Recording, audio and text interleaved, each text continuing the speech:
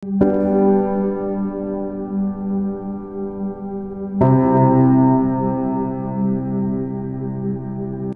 gaano kahalaga po sa inyo ang kaarawan ni Mama Mary? Magandang tanong mo yan. Hanggang buhay ako, hanggang oras na sa kabilang buhay ko, nasa kanyang puso ko. Ngayon at bukas, hindi magtatapos yun. Gano'n ko siya kamahal.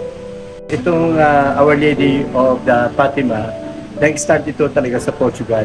And since I'm from Portugal, so nadala namin dito yan para sa traditional dito sa Pilipinas.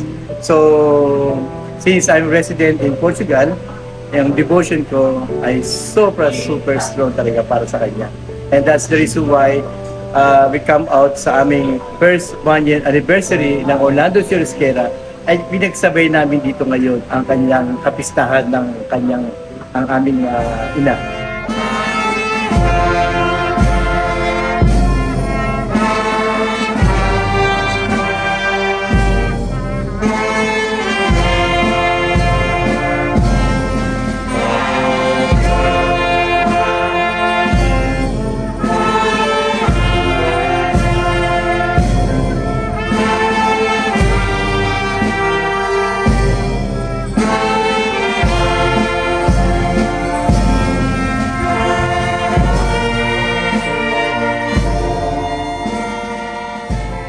We just started last year, September 8, pero ginawa namin September 7.